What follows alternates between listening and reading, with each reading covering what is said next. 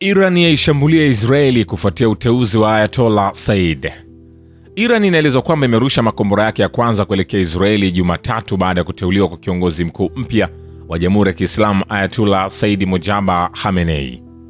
Vilevile jeshi la Marekani Jumapili limetangaza kwamba mwanajeshi mmoja amefariki dunia baada ya kujeruhiwa nchini Saudi Arabia katika shambulio la Iran, na hivyo kuwa kifo cha 7 cha mwanajeshi wa Marekani kwenye vitani tangu vita hivyo vilipoanza. Kamati kuu ya Marekani CENTCOM inayosimamia majeshi ya Marekani katika Mashariki ya Kati imesema kwenye taarifa kwamba mwanajeshi huyo alifariki Jumamosi usiku kutokana na majeraha aliyopata wakati wa mashambulizi ya awali ya utawala wa Iran katika Mashariki ya Kati tarehe 1 Machi.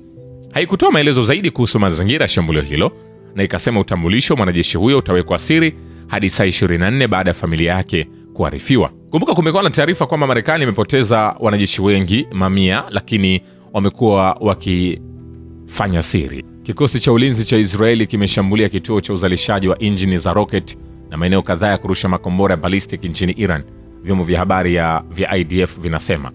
Jeshi la anga la Israeli limefanya kazi kwa kutumia akili, likikamilisha wimbi la ziada la mashambulizi kwenye miundombinu kote Iran inayomilikiwa na utawala wa Iran. Kama sehemu ya mashambulizi hayo, IDF ilishambulia kituo cha uzalishaji wa injini za rocket na maeneo kadhaa ya kurusha makombora ballistic ya masafa marefu ambayo yalikuwa yameandaliwa kwa ajili ya kurushwa kuelekea jimbo la Israeli, ripoti hiyo ilisema. Iran hajasema chochote, wapo kimya, wala hajathibitisha ukweli wa mambo hayo ambayo Israeli ameyasema. Vilevile kituo cha nyuklia katika jimbo la Isfahan nchini Iran kimeharibiwa vibaya katika mashambulizi ya Marekani na Israeli, shirika la habari la ISNA limeripoti. Kulingana na shirika hilo, eneo hilo lilikumbwa na shambulio la kombora mnamo Machi 7. Uharibifu mkubwa ulifanyika, lilisema, na kuongeza kuwa hakuna ripoti zozote kuhusu uchafuzi wa mionzi zilizotolewa hadi sasa. Vilevile mjumbe maalum wa serikali ya China kuhusu suala la Mashariki ya Kati, Zai Jun, atafanya kazi ili kupunguza mvutano unaoizunguka Iran. Liu Pengyu, msemaji wa balozi wa China huko Washington DC, anasema China itaendelea kufanya kazi na pande zote, ikiwa ni pamoja na pande zinazohusika katika mzozo huo, kudumisha mawasiliano, kushirikiana zaidi na pande zingine na kujenga makubaliano. China itamtuma Zhang Jun, mjumbe maalum wa serikali ya China kuhusu swala la Mashariki ya Kati, hadi Mashariki ya Kati hivi karibuni kufanya kazi kikamilifu kwa ajili ya kupunguza mvutano huo. Katika siku chache zilizopita, China imewasiliana kwa nguvu na pande mbalimbali.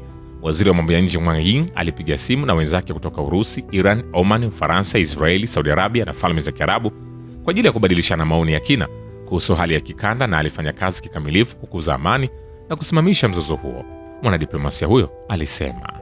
Vilevile rais wa Marekani Donald Trump ameita kupanda kwa bei ya mafuta kuwa bei ndogo ya kulipia usalama. Anasema kupanda kwa bei ya mafuta ya muda mrefu ambayo itashuka haraka wakati uharibifu wa tishio la nyuklia la Iran utakapomalizika ni bei ndogo sana ya kulipia Marekani na dunia usalama na amani, Trump aliandika kwenye Trust Social.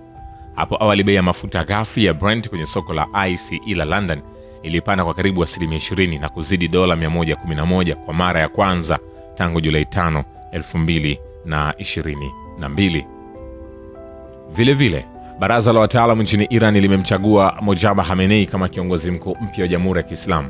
Mtangazaji wa serikali aliweza kuripoti akimaanisha taarifa ya baraza hilo. Ila rais wa Iran Masoud Pezeshkian amekataa jukumu la Teheran kwa tukio la ndege mbili zisizo na rubani huko Nakhchivan.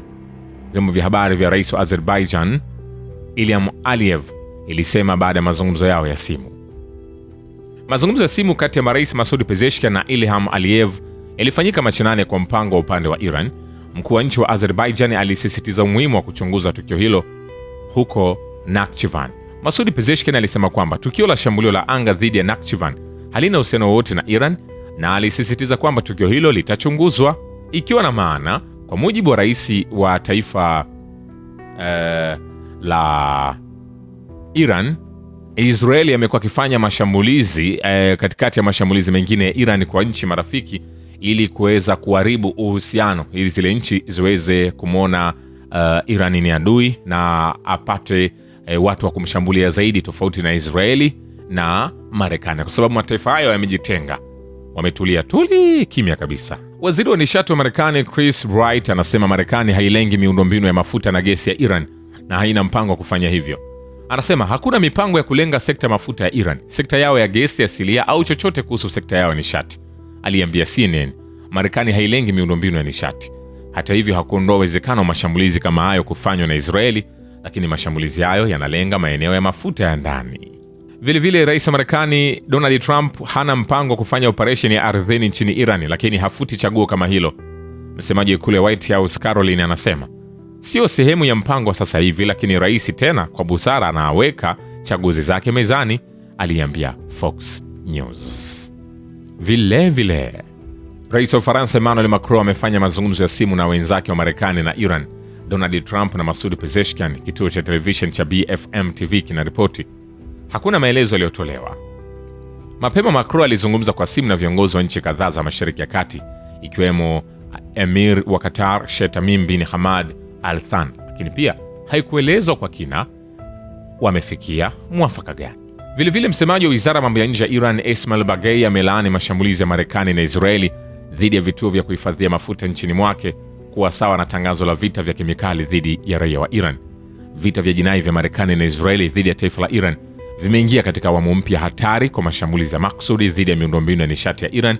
Mashambulizi haya dhidi ya vituo vya kuhifadhia mafuta ni sawa na vita vya kemikali vya makusudi dhidi ya raia wa Iran, ameandika kwenye ukurasa wake wa X.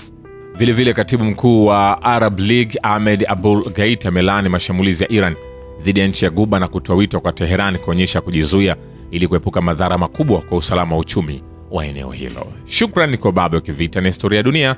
Mimi ni Richard Shio, The Rich Voice. Ni follow Instagram na TikTok kama Rich Voice Official. Asante.